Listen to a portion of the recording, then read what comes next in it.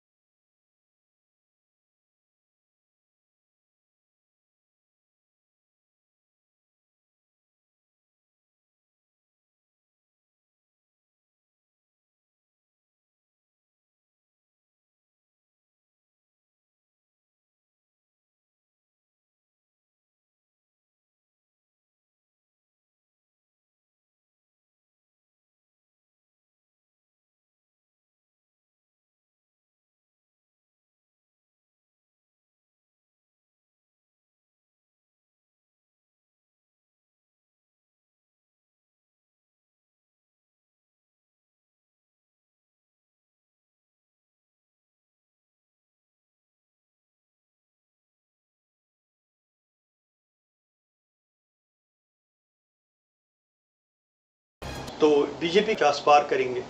अब सरकार national conference की आ गई है, तो क्या कहेंगे आप? लोकतंत्र में जनता के आदेश को सबसे ऊपर मानना चाहिए और भारतीय जनता पार्टी ने जम्मू कश्मीर में ऐतिहासिक विजय प्राप्त की है। यही नहीं, नेशनल कॉन्फ्रेंस से 1,26,000 वोट जनता ने प्रधानमंत्री मोदी जी को दिए हैं, यादा दिए हैं, क्योंकि जनता का विश्वास है कि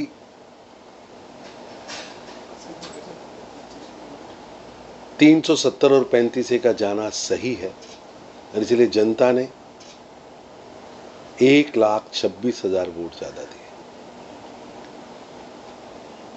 तो ये जो नेशनल कॉन्फ्रेंस ने जो वोट लिया है कि 370 के और 35 के जो जम्मू कश्मीर के लोगों को एतमाद में नहीं लिया गया है, उसके खिलाफ जो वोट बीजेपी आ गया है, वो नेशनल कॉन्फ्रेंस का मौका यही था, मैनिफेस्टो यही था। ऐसा है कि अगर इसको आप रेफरेंडम मानते हैं तो ये रेफरेंडम 1,26,000 वोट से हार गया है। अगर नेशनल कॉन्फ्रेंस इसको रेफरेंडम मानती है तो 1,26,000 ज्यादा लोगों ने कहा बीजेपी ठीक कह रही है, मोदी ठीक कह रहे हैं। अब पाकिस्तान का गाना और तराना नहीं चलेगा, अब तोड़ने की बात नहीं चलेगी। अब 370 और 35 से अदालत ने नकारा था, कानून ने नकारा था, कॉन्स्टिट्यूशन ने नकारा था, भारत के सदन ने नकारा था, अब जम्मू कश्मीर की जनता ने भी नकारा है। अब 370 के हवाले से बात करेंगे। अगर लोगों ने मैंडेट दिया है नेशनल कॉन्फ्रेंस को, आपको लग रहा है कि जिस तरह उन्होंने लोगों को एक वादा दिया है कि हम इसको वापस, या जिस तरह स्टेटहुड से लेके 335 से 370 को, स्टेटहुड तो हमारे प्रधानमंत्री जी ने स्वयं घोषणा की है, सदन के अंदर घोषणा की है, गृह मंत्री जी ने घोषणा की है, वो तो निर्णय है, वो तो बासी कड़ी में बाल दे रहे हैं उमर अब्दुल्ला। जो चीज घोषित हो चुकी है उसकी मांग कर रहे हैं। तो रेस्टोर करने में क्या कौन सी कमी है? अब कमी नहीं है, प्रॉमिस किया होगा, समय पर होगा, जल्दी होगा। तो कब होगा? जल्दी। तो आपका हमेशा रहा है 3 फैमिलीज के खिलाफ बोलना, तो फिर आपके उस बयान को फिर भी लोगों ने नकारा है, लोगों ने फिर भी नेशनल कॉन्फ्रेंस को, क्योंकि आपके कहने के आपको कैसे लगता है नकारा है? वोट हमें ज़्यादा दिए हैं, परसेंटेज हमें ज़्यादा दिए, और जम्मू कश्मीर के अंदर भारतीय जनता पार्टी का स्ट्राइक रेट भी ज़्यादा है, परसेंटेज भी ज़्यादा है, वोट प्रतिशत भी ज़्यादा है, और पहले हम 11 जीते थे, 25 जीते, 25 से हम 29 बड़े हुए हैं। ये लगातार वोट बैंक भी बढ़ रहा है, जन समर्थन भी बढ़ रहा है। तो कांग्रेस ने जम्मू कश्मीर, खासकर जम्मू में बिल्कुल उनका बहुत कम सीटें आ गई है, तो क्या रीज़न है कि कांग्रेस के पास वो बहुमत नहीं आ गई जो आनी चाहिए जम्मू में? ऐसे कांग्रेस के पास ना नीति है, ना नेता है, ना नियति है, विवेकहीन नेता कांग्रेस पार्टी को चला रहा है और बाकी कांग्रेस के नेता केवल उसकी परिक्रमा कर रहे हैं। पार्टियां पराक्रम से खड़ी होती है, परिक्रमा से नहीं, और कांग्रेस पार्टी आज परिक्रमावादी पार्टी बन के उभरी है।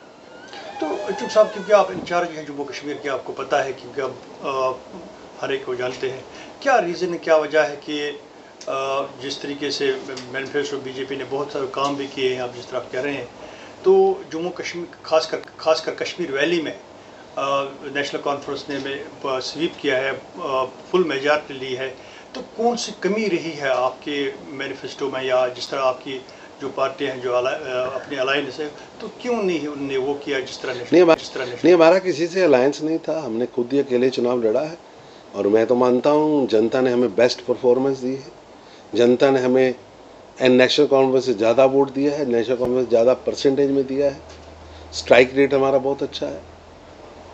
ठीक है, कई कारण होंगे जिनके कारण उनको सत्ता में कम वोट से भी सत्ता में वो आए हैं, तो मैं समझता हूँ कि ये प्रधानमंत्री मोदी जी के नैरेटिव की जीत है।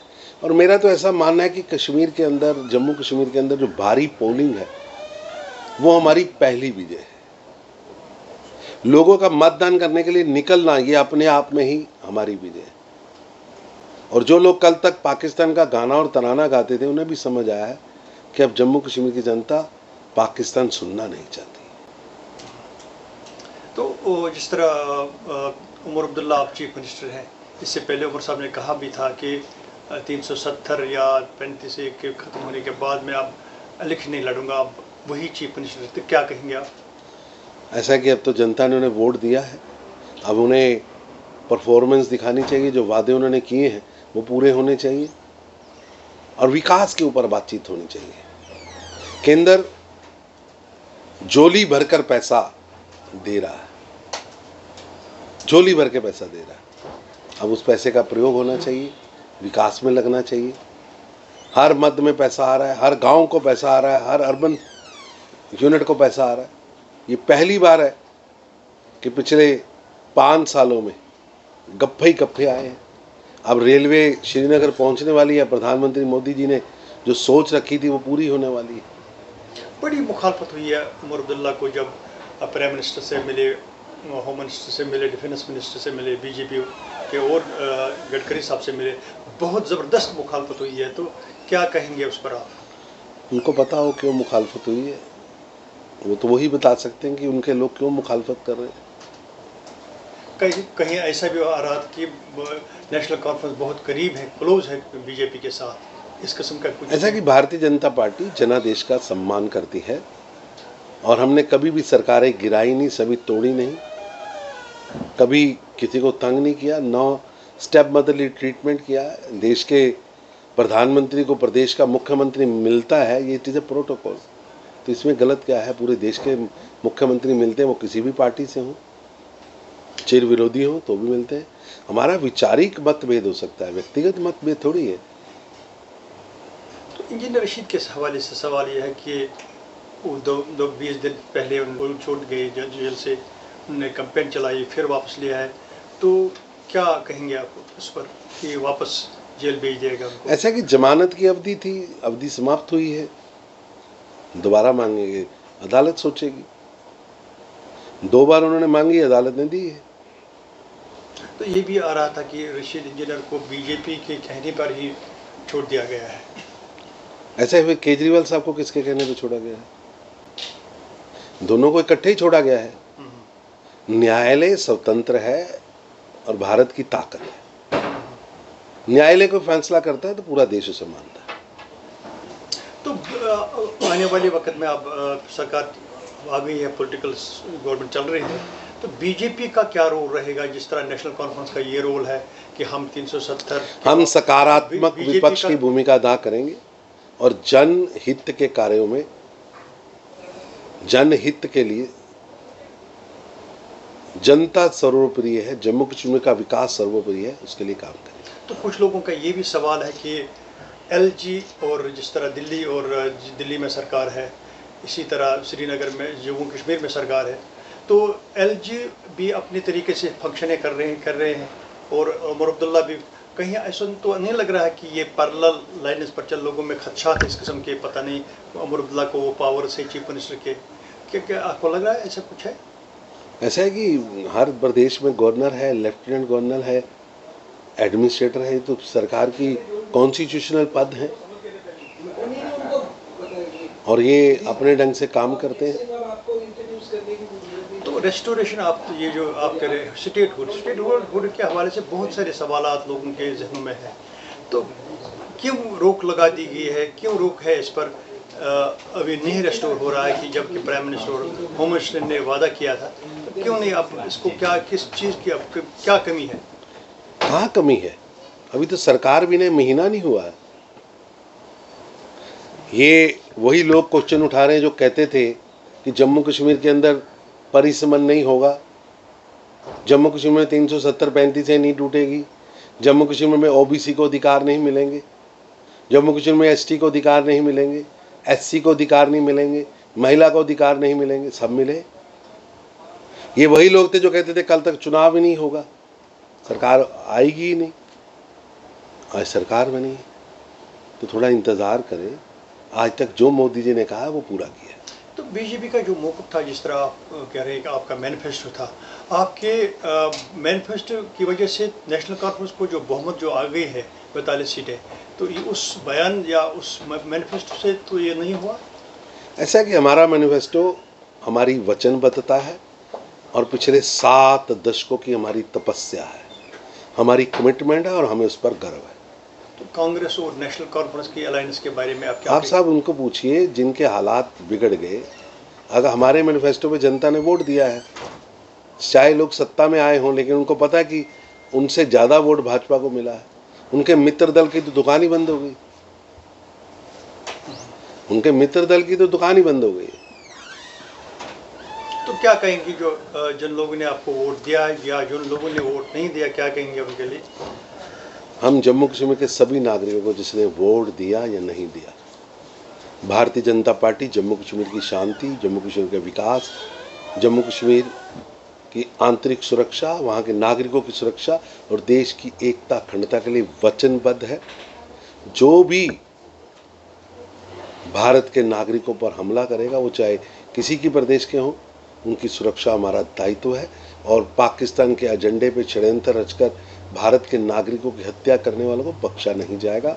उन्हें जेल में पहुंचाया जाएगा या कब्र में पहुंचाया जाएगा, छोड़ा नहीं। तो जब से सरकार वजूद में आ गई है, तब से इनका, और जिस तरह आपने गांधरबल का सुना होगा या कल जम्मू में, तो क्या लग रहा है आपको? ऐसा कुछ लोग षड्यंत्र कर रहे हैं, शरारतें कर रहे हैं, लेकिन षड्यंत्रकारी शरारतें करने वाले बख्शे नहीं जाएंगे। इनके पहले भी षड्यंत्र हुए थे, वो सभी निष्फल हुए हैं, आगे भी होंगे। लोकतंत्र की जीत के लिए, लोकतंत्र की रक्षा के लिए हम प्रहरी की भूमिका निभाते रहे। तो भी अब नेशनल कॉन्फ्रेंस की सरकार है, पॉलिटिकली ये तो ठीक है, राइवलरी होती है, अपना अपना मौक़िफ़ है, तो उमर अब्दुल्ला को सरकार चलाने में बीजेपी का कितना क्या योगदान होगा, किस तरीके का ऐसे कि हम सकारात्मक विपक्ष की भूमिका अदा करेंगे। यानी जो डिमांड कर रहे हैं वो उस पर उसका कितना सपोर्ट होगा? मतलब मिसाल के तौर पर 370 की बात वो कर रहे हैं। ऐसा हम 370 के खिलाफ हैं। पिछले 7 दशकों से हमने 370 तोड़ने की तपस्या की है। 370-35 से तोड़ा है और 370 और 35 से अब इतिहास बन चुका है। कोई भी आए अब 370 और 35 से लागू नहीं हो सकता। ये उमर अब्दुल्ला जी को भी मालूम है, फारूक अब्दुल्ला को भी मालूम है और जम्मू कश्मीर के हर नागरिक को। और चुट साहब, कांग्रेस ने मौक़िफ़ लिया था 370 और ये उन्होंने तो जाइए 10 जनपद पूछ के आइए, वो कौन से लाक्षा गृह में, कौन से कोप भवन में बैठे हैं, उनको पता हो। चुट साहब, हमारी कमिटमेंट तो कंफर्म है, हम कंफर्म है। 370-35 से ये इतिहास है और जम्मू कश्मीर का विकास, वहाँ की शांति, वहाँ का विश्वास हमारी गारंटी है। वहाँ के नागरिकों की रक्षा हमारी वचनबद्धता। तो आपको लग रहा है ये धोखा है लोगों के साथ? फिर एक और धोखा है कि हम ये लाएंगे वापस, जिस तरह नेशनल कॉन्फ्रेंस और कांग्रेस का बात। ये वो जाने जो सच है, मैंने आपके सामने बताया। बहुत बहुत शुक्रिया बातचीत करने के लिए चुग साहब।